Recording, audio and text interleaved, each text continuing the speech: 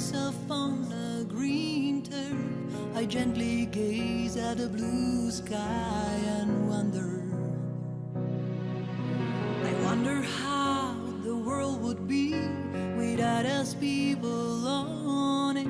Reimagine, reimagine. As I rewind my thoughts, I give flights to my mind and reimagine. Reimagine. What an amazing, powerful song sung in an amazing, powerful voice. Reimagine is the theme song of the World Consciousness Alliance. I'm Ami Hughes, and I'm so happy to welcome you to the World Consciousness Alliance, the second episode of our Renaissance of Humanity Conversations for Change series. Now, in this series, we talk to those wonderful people who essentially walk their talk. And they inspire positive change in the world with their respective and individuated skills and talents and their gifts. And we are so happy to bring back to Renaissance of Humanity, Conversations for Change, our brilliant Dr. Anoop Kumar. And he is an emergency physician and author of two books already. The first one is Michelangelo's Medicine, and the other, I'm just going to keep you in suspense a little longer for those of you who don't really know what that second book is, but the title of which I have to say, I fell in love with that title. It beautifully asks that essential question that at some point in our lives, whether it's now or later, whether in this life or another, if you believe that we do come back, and we do come back, we will eventually come to ask that question. And we're going to take a closer look at that. And that is the reason why we have brought Dr. Anoop back to us. Now, why we say brilliant? Well, what makes Dr. Anoop Kumar stand out in his field of medicine? He works in medical ER. So he has taken that bold and daring step to put the matter back into physics, into matter. And it's opened up his consciousness to an entire new dimensional way of thinking, things that what we are actually going to find out how this makes for a positive change in the world, because this is in total alignment with the vision, values, and mission of the World Consciousness Alliance ethos. And what is it about? It is about uplifting humanity. It is about promoting harmony. It is about serving life. And the WCA is all about raising the vibration of the planet, bringing people together, whether here on other platforms as well, to live ethical, harmonious, and caring and compassionate lives. And so, what do we mean by Dr. Anoop putting the meta back into matter or physics? So we're going to find out now. We'll take a closer look. Dr. Anoop, what a pleasure it is to welcome you back. How are you? I'm doing well, Ami. Thank you so much. Yes. So let's take a look then. When we talk about making this a better world, and we say talking about putting the matter back into matter or physics, what are we looking at here essentially? Before I actually give the title of the book that we are going to be looking at. Well, what is matter to begin with? I would say that what we call matter and what we call a world appears as such only from a particular configuration of the mind. All right? So the hypothesis is that the world is not something independent and external from the person viewing it, or more precisely from the mind that is viewing and recognizing the world, but that in fact the world and that particular mental configuration are one organism, so to speak, right? So what we call matter is simply the mind recognizing a particular level of the world and labeling it as such. That's what matter is. But I would say fundamentally, as the mind changes, as the configuration of the mind changes, what we call matter and what we call world opens up into something that is fundamentally different and yet can also appear as matter. Okay, yes, matter being something that we can physically see, touch, and we can describe. Is that what you're talking about then? Yes, and also Yeah, generally the external thought to be, senses. generally thought to be independent of us. Meaning if I'm here or not, whatever it is that is out there is as it is. This is also generally implicit in the idea of matter. Not always, but for general understanding it is. Meaning that's out there, and it really it's got nothing to do with me. It's it's their business, not mine, kind of thing. Is that Right. what we are looking at? Yeah. Right. That I'm separate from it. It doesn't have anything to do with me. Right. That's the general idea, right? Like, I think it was Einstein who said something like, it would be crazy to think that the moon is not there just because I'm not looking at it. Mm-hmm. But of course, the question is, we're talking about the moon as it is perceived. And perception is not the same as fundamental reality. This is the key point. Yeah. And like talking about that moon, right? For example, when we are there and we are looking at the moon exists for us, right? When we are not there, the moon is not there for us, is it? So in that moon is there as long as I am there and I'm looking at the moon, and the moon is being reflected back at me, right? So when I'm not there, the moon is not there. So we have to look at this carefully. So I always use my hand because it's a very practical example. My hand is here, right? Now, you are seeing my hand and I am seeing my hand. However, the hand we see is necessarily different, right? For example, you are seeing this side of the hand, the back. I'm seeing the palm. And everyone knows why. It's because our perspectives are different, right? So this that we call a hand, what we mean is basically an aggregate of perception plus a concept. And I'm going to zoom in on that right now. What do I mean by that? So when we say this hand, this is my left hand. Now, how do we actually see this hand? If there were 1 million people around this hand, all over this hand, each would see a different perspective of what we call the hand. There's no one person who would see the hand, the whole hand that we imagine is here, right? 1 million people wouldn't see it. An infinite number of people wouldn't see it because there are infinite aspects to what we call a hand. And yet, despite the fact that nobody has ever seen an object as a whole, nobody has ever seen an object as a whole, we insist in our society that there is an object out there independent of our perception. So there are all of these perspectives on what we call an object, plus there's a concept in our mind, I would say bordering on delusion, but there's a concept in the mind that all of these aspects represent some aggregate perception that we call hand. All right, that's step one. Now, step two is then to say, well, Anoop, are you saying that there's actually nothing there? No, I'm not saying that there's nothing there. When we look at the moon I see is different from the moon you see, is different from the moon everybody sees, right? So is it that when we look away, the fundamental moon disappears? No. However, the moon that we see is no longer there. What is it that appears as that moon? What is that fundamental substratum that appears, that glitters as this moon, which is seen from so many different perspectives? Whatever that substratum is, it is the same that appears as this body and as this eye and as the brain and ultimately as the personal mind. So this moon and this observing person, mind, brain, come into existence together so that when the person looks away, that perception is no longer there.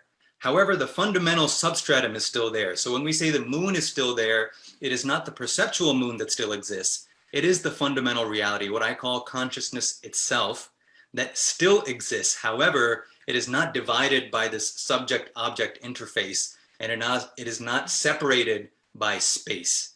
So the fundamental reality is still there. However, the perceptual reality occurs only in relationship with the observing mind. And this level of the observing mind and the observed object is what I call the first mind. Okay, we're going to get a little bit more into the first mind. And I think that's where the trouble really begins, right? Being stuck in the first mind. Let's look at the title of your second book. Is This a Dream? So when did you begin to realize that you were living in a dream world? So this is a great question. I think all children kind of know they're living in a dream world. I think all children, when they're first born, are looking around like, what is this? What's this experience? You know, not necessarily in language, not with a framework or a concept, but there is no belief yet in children and newborns about what is being experienced. And later on, they're given stories about what the world is and what you are and what you look like, and you have eyes and a nose, and this is your arm and this is your leg. And we teach them what they are, and then that story gets believed, and then that awareness then gets localized into that particular configuration. So for me, I was lucky in the sense that when I was a child, my parents were into Advaita Vedanta.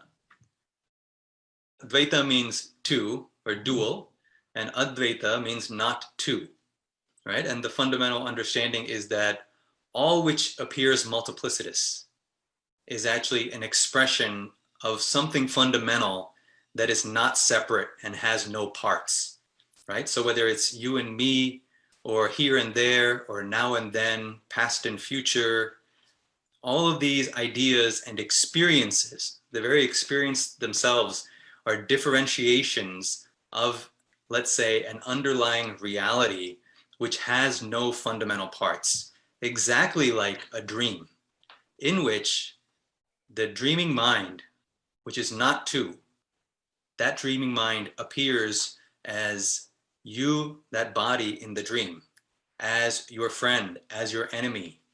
Indeed, it appears as the very framework of space and time, right? 10 years in a dream might be 2 minutes in the waking state, right? You can traverse millions of miles in a dream, and yet your body might be in the same place in the waking state.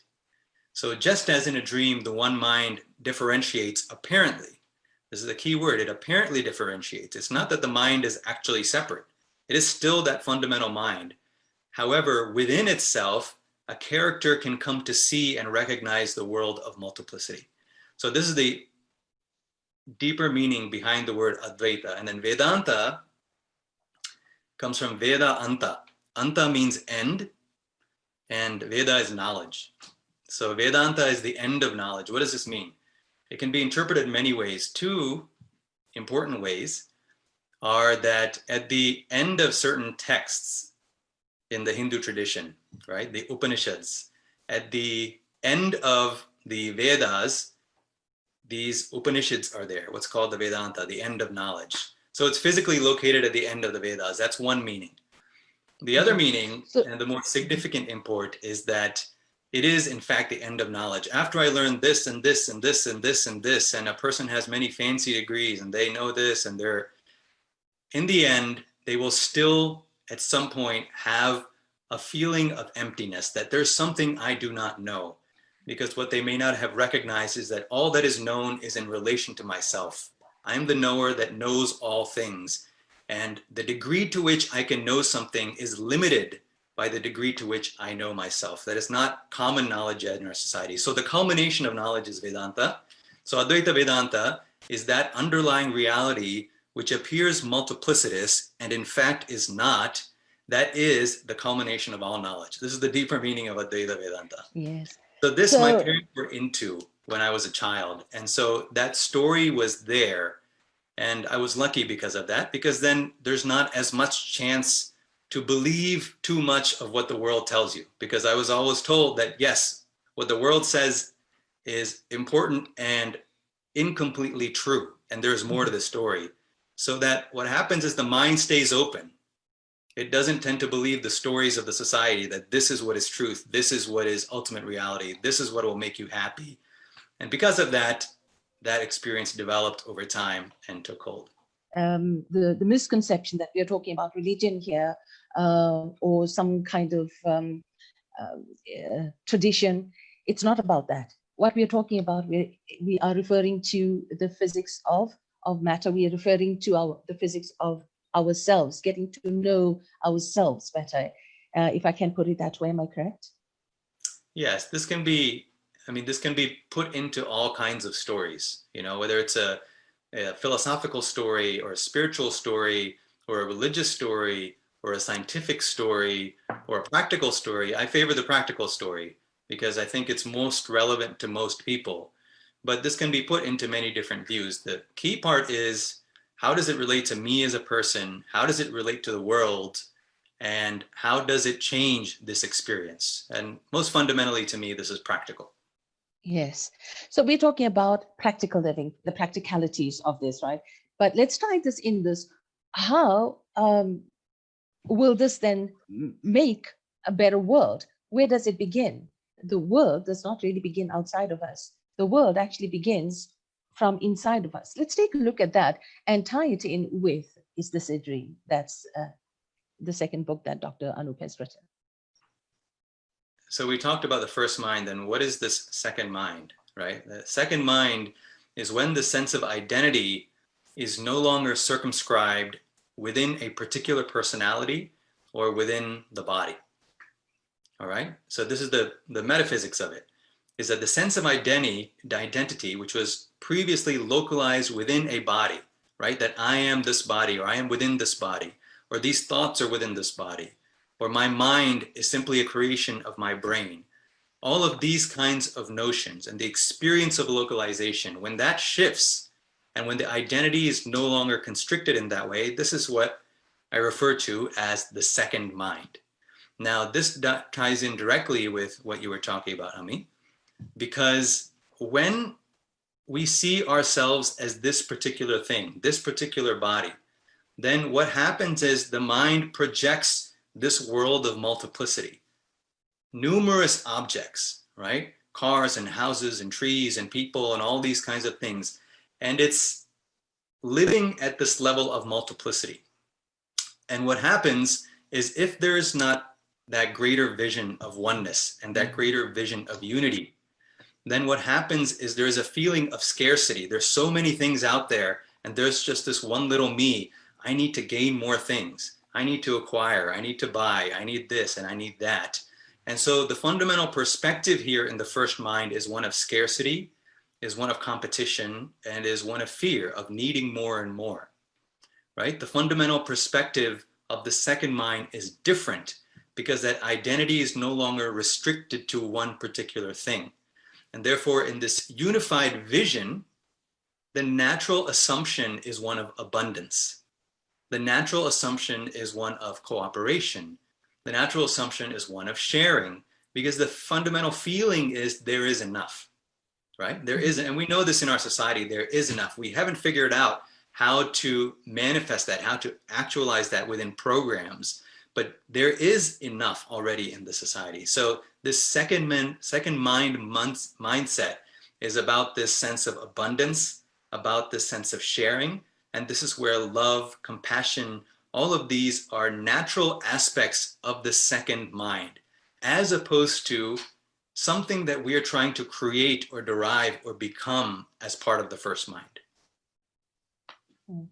So, Dr. Anoop, I have to say that without getting too esoteric about it from the point of Vedanta, where somebody would easily from a different culture, because the WCSA, I have to say, is not about religion, tradition, culture. It is about humanity. It is about taking humankind and putting the kindness back into humans. This is what we are all about. So what we are doing, we are talking about one family, one world. So how can we assist our brothers and sisters of so many diverse backgrounds to come to this understanding? So the key is, the world we perceive is a reflection of ourselves. And this is why all traditions have always said, look within, right? Look at ourselves first.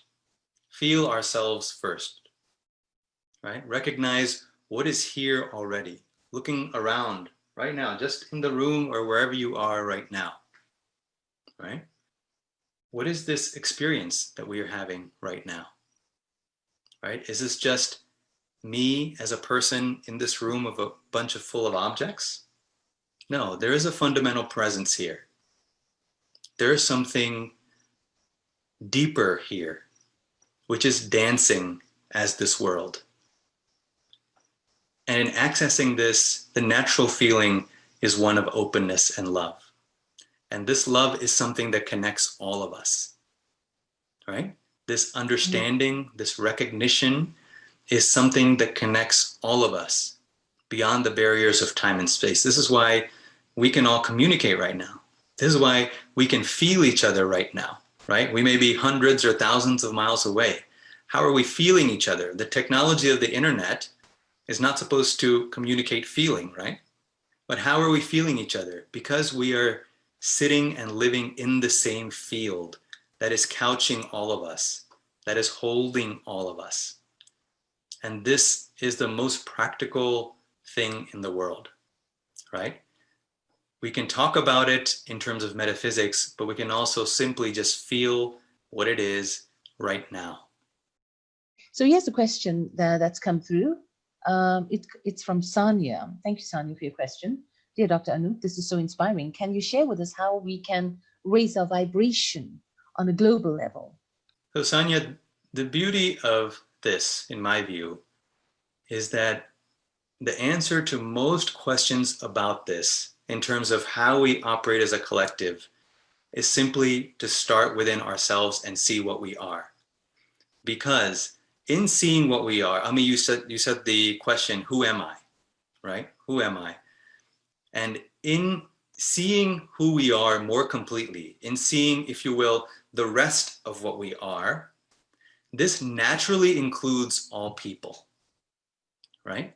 And then the actions, the thoughts, the framework, the programs of that person will naturally be different, right? So the question of how we do this is actually in self-reflection and turning the lens on ourselves, right? Because once that greater vision is there, once we are seeing the world more and more as it is, and not only through one perspective, then, like I said, the actions naturally reflect that. So the how there isn't the question.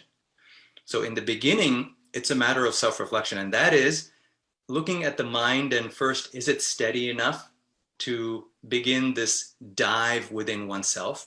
If not, then the body and the mind have to be given certain activities, right? To use that energy in productive ways. And that can be anything, whichever activity that you enjoy that allows the body to use its energy productively. And once that relative stillness comes, this is the time for a meditative practice, for the mind to start sitting within itself. And soon enough, this mind will come to recognize the boundary that appears to separate itself from the world. There is a feeling of a boundary that separates the individual mind from the world. And as that is recognized and slowly dissolves, all the other hows, the question of how, all of those get self-answered because the perspective and identity itself shifts, and therefore all the activities shift. So what we have been perceiving ourselves then, when we're talking about identities, this is mine, this is my family, that is your family. And so you kind of get attached to this family. But when you start moving away, then those boundaries start falling away. Now, how has this awakening from within and asking these questions, your outlook in life definitely has changed. How has that affected your life in the world, in the ER, where you work, for instance? Yeah, so a couple ways.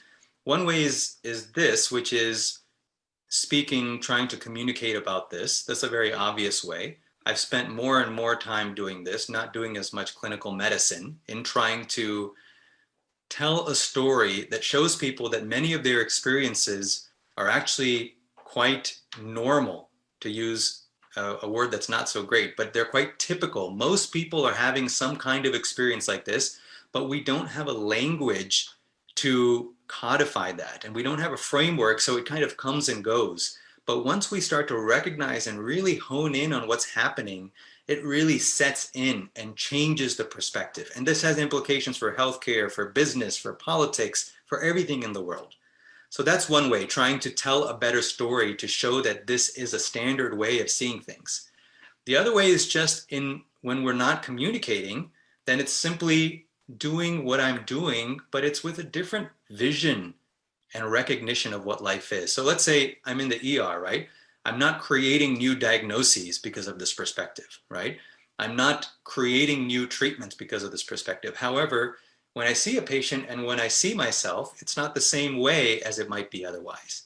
Because what a patient fundamentally is not only a body, right? In medical science, when we teach human anatomy, for example, what we're teaching about is human body anatomy. We're not teaching human being anatomy. I think we might have talked about this before. I mean, the human being anatomy is much deeper and much more comprehensive than the anatomy of a human body.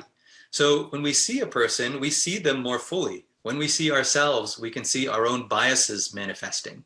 When we see diagnostic protocols and treatment protocols, we can see why they were created in that way and are they really applicable in the situation. So basically, the vision is deeper.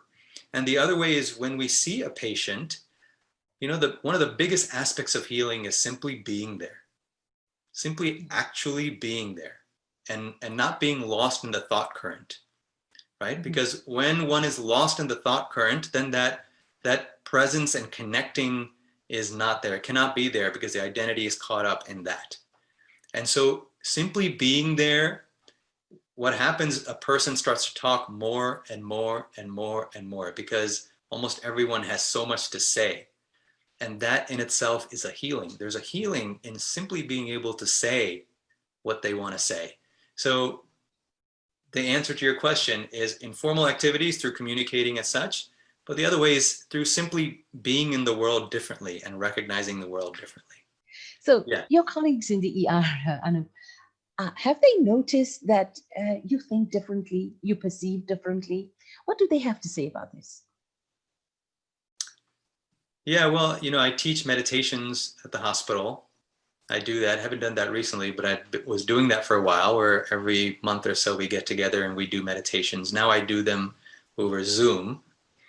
And, you know, some of them, yes, I mean, some of them have read the book.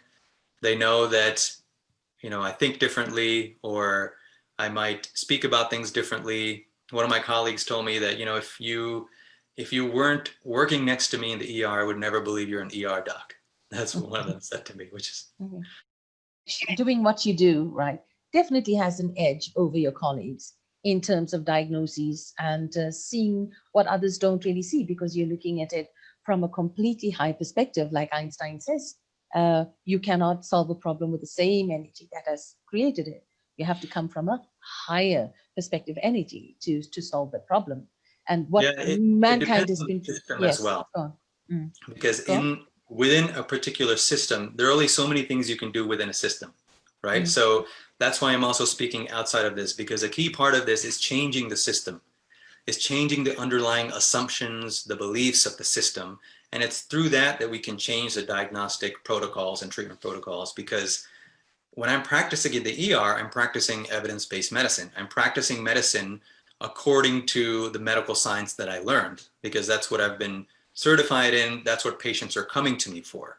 Yes. So the expression in the ER is more a fundamental human one, right? It's who I am. It's how I interface. That's the expression in the ER. To change the actual treatment, that requires a different approach. And that can't be done on the spot in the ER. And that's why all of this other communication and writing is being done. It's partly why all of that's being done. So also you're just not looking at them as a patient or a number. You're actually looking them as a human being, as some you know, as a being that's special, you know, that really requires that compassion, that respect, that you know you able to give more from that, because normally in the ER it is so rushed. It's, you know, you have perhaps on certain days so many emergencies one after the other, and you forget, you know, you forget that fundamentals of being human. You're human first, you know, with the added qualities of being a doctor. Yes, well, the ER has been a wonderful gift for me because it is a constant practice in the ER, right? Because of the unexpected emergencies, because of the overwhelm that's in the ER, because of the pain and the suffering that's in the ER. It's a constant practice and a constant recognition. And in fact, I would say it is most human, because the problems that can't be solved elsewhere in society often end up coming to the ER. So it really requires a constant practice and recognition. And that way, it's some of the greatest sadhana for what I'm speaking about has been there for myself. Yes. Okay, so then talking about recognizing, right? How can one recognize and use like the correct configuration of the mind then to create a better world? But a better world you just cannot create until you start creating it for yourself. And then where that creation begins, it's not only from a limited space, right? It comes from a much vaster ocean that you can dip into. Yes, it comes from the second mind. That's exactly where it comes from. And the other thing that we're saying is that, this ocean, this second mind that we're talking about is not somewhere else. It's not something that happens just in meditation. It's not something that the individual achieves. It's not that one day a person wakes up and says, yes, I am the second mind now. No, what happens is the boundary of that individual itself starts to be seen through, starts to become transparent. And so where is the second mind? Where is this ocean of Yes. love, of knowledge, of recognition? It is here. It is always here. Wherever we are, it is always here. The question is one of seeing through that boundary of the individuality and therefore accessing that love and recognition. But firstly, one has to understand and accept that one is not actually operating from a space of togetherness, but from that oneness. We have to accept that before we can actually start self-actualizing as we go into the second mind, and you talk about the three minds, right? And in is this a dream? So let's look at that. So yes, definitely to accept that is not easy, especially from the first mind configuration.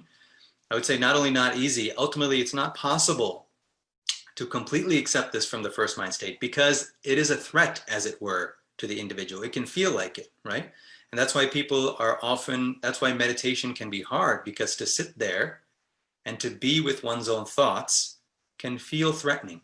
And the more one sits there, the more whatever it is that has not been dealt with, whether in this lifetime or another, whatever is there that has not been dealt with will start to come up. And so the first mind ultimately cannot completely accept this. However, it can be open. It can, because of certain life experiences, say, you know what, whatever it is that I'm seeing and the way I'm functioning and my assumptions, they're not working anymore. They just don't seem to be working. So maybe there's something else. And this is that kind of opening that can happen to a deeper state of reflection, introspection, meditation. And then that's when the boundary starts to change and the boundary starts to dissolve. Now, yes, this is what we're talking about as the second mind. So what is the second mind? Let's just clarify this. It's when the identity has shifted and the primary identity is no longer that I am primarily an individual, right? It is not that the individual has disappeared, because then there is no function. There's no functioning through the body. But it is that that individual is still functioned through, and the identity is not localized as that individual. This is the second mind, okay? Now, this is what's often referred to as the self. What does this mean? It means that our essential identity, not just the provisional or transactional identity of the individual, but our original identity, it is what is appearing as this person, the body, and these objects of the world, right? This self of the second mind recognizes, I am this self, and it is me, the self, that is appearing as all this. This is the second mind. Now, what is the third mind then? The third mind is a state of undifferentiated potentiality, right? As the self, as the second mind, we are still functioning in the world.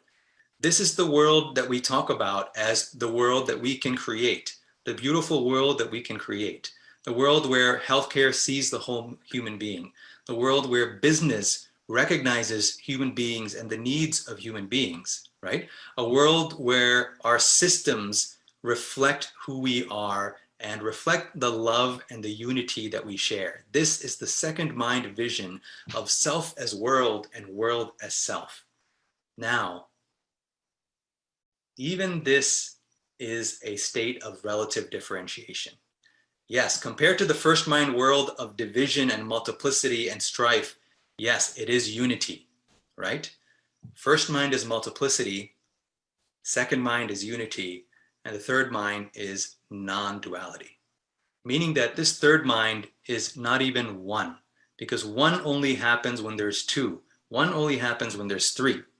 But this is neither two nor one. It is the potential. It is prior to form, right? It is this pristine, let's call it a domain, that appears as the oneness, often talked about as the ocean and the wave, or the self and the world, as well as the multiplicity of many individuals and many objects. So to be clear, what we're talking about as a beautiful functional world is the second mind. This is the so-called ideal society, or the society that we are moving towards. The third mind is simply a statement, a metaphysical statement, that even this world of the self, even this world of unity, even this world of love is itself an aspect of this undifferentiated potentiality. So the three minds takes into account not only spirituality, but also metaphysics, also science, and also the practicalities of daily living and transforming our society. That's beautifully said. I have a question, another question. It says, Dr. Anoop, would you say that working towards reducing or removing our inherent biases and prejudices that were created by years and decades of conditioning, individual, social, culturally, etc., can now help one move towards a second mind? What's the best way to make this move to the second mind for anyone? Yes, definitely. So the biases, the tendencies, the beliefs, all of these are unique to the individual. So by becoming aware of this, what happens is that boundary that the first mind feels, that delineates it and separates it from the world out there, so to speak, that boundary is made up of these biases, of these beliefs, of our personal tendencies. And as we see and recognize them, we start to see through that boundary. So recognizing our biases certainly is an effective way. Remember, the key is not to eliminate all biases. If we eliminate all biases, the body itself, in a sense, is a bias, right? It's an orientation that we have in the world, right? That's why each body is beautiful in its own way, is unique in its own way. Each body has certain tendencies. So we're not trying to eliminate all tendencies. We are simply recognizing that even these tendencies, even this body, there is something that is appearing as this. And therefore, we can then make use of those tendencies to function in this world. This is the second mind. And then finally, going into that third mind, you spoke about multiplicity, then we spoke about duality, and then we spoke about non-duality. So, how would you describe non-duality and oneness? Are they the same, or is there a difference between them? Yes, there is a difference between them, although it's generally not spoken about. Okay, so non-duality, generally how it's referred to, and it's a useful way to refer to it, is the non-difference of many objects. To say that all of this is the appearance of one being. Let's call it the self or being or consciousness, whatever word one wishes to use, right? All that appears different is the appearance of one being. So as this identity shifts and the vision shifts and the recognition shifts, then what is perceived is what we call the self or consciousness, this fundamental being, right? And it is this being which wafts up, as it were, as what appears as the world, as multiplicity. All right, so this is a level of non-duality in that all the many things of the world, we're now saying, you know what? They're not many, they're not two. What I was seeing is the world, and the world seeing me as something different. that two-ness is not there. It's in fact just this self. It's so beautiful, right? This is oneness. Let's look at the ocean and the wave. All waves are of the ocean, right? So it is the ocean which is appearing as all waves. The multiplicity of waves is the ocean. This is oneness, where multiplicity and unity dance together is called oneness. The many is recognized as one. This is oneness. This is the functional aspect of non-duality in the world. Non-duality itself, the next step, is seeing that even this that we're talking about as the self appearing as a world and a world appearing as a self, this is an appearance of an undifferentiated potential. So this is not one anymore, because the one is only in recognition to many. Nobody ever talks about oneness unless we're talking about manyness, right? It is the manyness that appears as one. This is unity or oneness. Non-duality is that even this apparent differentiation of the one and many is, in a sense, a representation of a fundamental potential, which is neither one nor two, not many. And this is pure Advaita. So great. So what does it actually take then to start dissolving the mind to reach that second stage where we start seeing the world as though we are not separate from everybody else, but definitely like we belong together. If I go down, so go you. It's a chain reaction. So when does this start fitting in, settling in? So the movement from the first mind to the second mind, is this what you're asking? Yes. So this, to be frank, in the world, the way it often happens is when a person has repeatedly tried doing things one way in the world, right? Repeatedly try being one way in the world, and it hasn't worked. And so there is a succession of either frustration or difficulty, and there comes a point where a person says, you know what, enough. This isn't working. This isn't working for me personally. And when I look at the world, I see that the world also is convulsing, as it were, right? There's so much potential, there is so much abundance, and yet we are not actualizing it. We're not working it through our programs in the world. Why is this? So it is what is happening actually, this feeling, what's happening is the identity is butting up against the boundary, right? It's kind of like trying to get out of a room and not having a door and just kind of ramming into the side of the wall, because that identity is reaching the boundary of what it knows and what it can see. And so when that identity has really tried everything and says, you know what, this doesn't work, that's when it has to turn within. That's when it says, you know what, maybe there's something else. Maybe this wall that I'm bumping into is not created by the world out there, but maybe it is some of my own assumptions. And this is where the courage to sit with oneself and begin the process of meditation and allowing all the, whether they're the traumas of a lifetime, because everyone has experienced trauma, all the challenges, all the feelings that have not been felt, all the beliefs that have not been examined, one by one, these have to be come up, then these have to be processed or dealt with and ultimately released. And as this happens, the boundary thins, it becomes translucent, and the vision changes. Right, yes. So in this way, you were saying that we would be able to build more compassionate and benevolent societies. Actually, there's a question that's come in here that I was actually thinking about those lines as well. Dr. Anoop, thank you so much. It says, how does knowing this information then relate to how we can become a more compassionate, loving humanity? Are there strategies that you can suggest to help the average person who does not meditate move towards being a kinder, more loving person? Well, that's actually a very good question. Someone who doesn't meditate.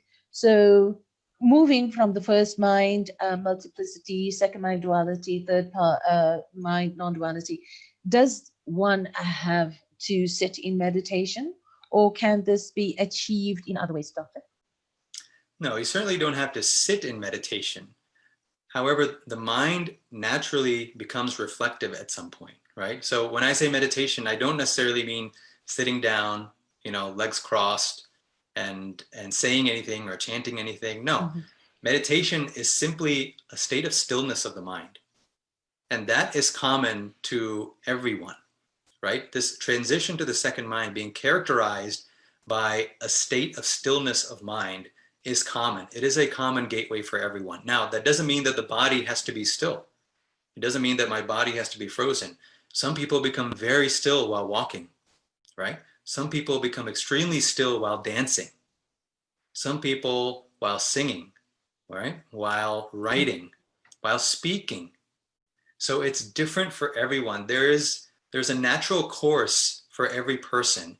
And whatever it is that gives that person that sense of stillness, right? Mm. Regardless of what the body appears to be doing. It's not about appearances, right? It's not about trying to look like somebody else or trying to look like what traditionally has been said looks good or looks spiritual. No, it's about the inner state, the state of balance, the state of equipoise, and everybody has something that takes them towards that, right? We're not talking about degrees, we're not talking about perfection, but what is it that takes me towards that state of equipoise, towards that state of balance, towards that state of stillness? Do that activity and do that activity wholeheartedly. And there will come a time when that mind becomes reflective enough to, in fact, even for that body to stay relatively still. And this is when the recognition comes of the non-difference between inside and outside, or you and me. So I suppose also breaking this down even further and simplifying it rather even further. Say if we are looking at maybe a beautiful bloom or a blossom or a leaf, or we look at running water and hear the sound, and we are really tuning into that, really Right, looking at it with all our senses right, as far as is possible. So we can also describe that as meditation.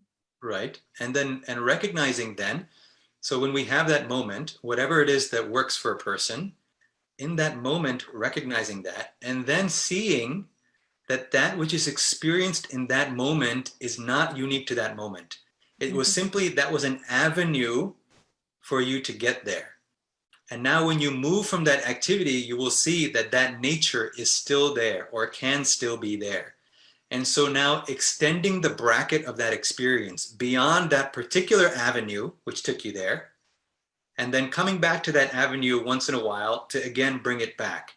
But then recognizing, oh, even as I go on about my day, even as I'm falling asleep, even as I'm waking up, even as I'm speaking to a crowd of thousands, even as I'm alone in my bathroom, there is a fundamental awareness that is beyond these. Until that happens, use the avenue as an anchor.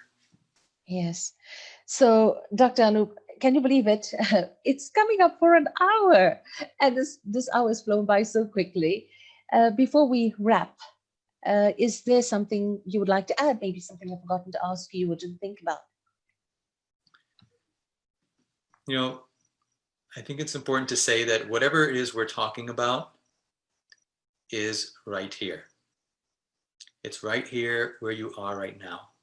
This isn't something in the future. It isn't something that somebody's going to get one day. It isn't something that is esoteric. It isn't fancy. It isn't inaccessible. It isn't only for good people, right? It isn't only for spiritual people. It isn't only for smart people. All of these ideas, it's right here. It is what's most fundamental, most real. It is right here. And it is your essential nature already. But I have to ask this one last question before we say thank you for being with us. Right? The COVID situation and its ripple effects on so many different levels of society. I'm looking in terms of people really losing their jobs. It's a very not only depressed economically, but also mental depression. How can this, what we've been speaking about, the three minds, help uh, to stabilize within and negate that what we are feeling, the depression, and negate that? First of all, there have to be practical solutions. We can't just talk about meditation and transcending, and without talking about practical solutions. So that has to be part of the agenda, right? For example, for people who are sick, having adequate health care is key, right? We're seeing, and the socioeconomic differences, we're seeing them in the ER. We're seeing who is it that is being affected more, and there are clear socioeconomic implications of that we see in the ER every day, right? People don't have money for rent or don't have money for food. So, meditation and all of these things we're talking about can lead to a shift in the mind and can lead to societal action, but we can also do things right now, just in the way of supporting people that are being most affected, right? So I just want to make that clear. This isn't all about only self introspection and not about acting in the world or about waiting till it's completely clear for me before I act in the world. No, we can do both simultaneously. And to speak to what you said, Ami, yes, I would agree with you that it's not about negating what we're feeling. And I'm careful even about talking about transcending, right? Because this really, in a way, to me, is not about transcending emotion, because often that can become part of the problem, is that I have these emotions over here and I don't want to deal with them. I want to kind of spiritualize them and rocket past them, Mistake, and yeah. this is limiting because the rocket can only go so far when it's tethered to the ground, Mhm. right? So it can have different experiences, but a real takeoff cannot really happen as long as it's tethered to some emotion. So part of this is really experiencing what we have to experience while recognizing that there is more to us than this. This is the key. Yes. So often the problem is that the story is not there of what we are and what we're capable of. And so it feels like all I am is this, right? Within this boundary, this is all I am. And now I'm suffering and I'm trying to escape the suffering. However, if there's someone with me, if there's someone who has experienced this, or they are here with me and they're saying, you know what, it's okay. Yeah, this time is really trying. This is really difficult. I know this hurts, you're going to be okay. There's more than this. There is more than this, right? Not intellectually there's more than this, but fundamentally, experientially, as a reality of your life, there is more than this. And many times, actually, the more than this is just on the other side of that tremendous suffering, right? The suffering is often, not in all cases, but the suffering is often most as we're really hitting that boundary, as that boundary is just about to collapse. So just to hear that there is more than this, that many people have been right here where you are, and there is another side. This in itself can be healing. And this really has the most effect when one has realized this oneself. And it's not simply, we're not trying to make the person feel better. We're simply stating what is true, that you are more than this and there is more than this on the other side. On that note, Dr. Anoop Kumar, thank you so much once again from all of us on the WCA, our board members, our friends, the supporters, our founder. And thank you so much for giving of your time to us yet again on the WCA. Reimagine a world of beings, not man, beings in nature.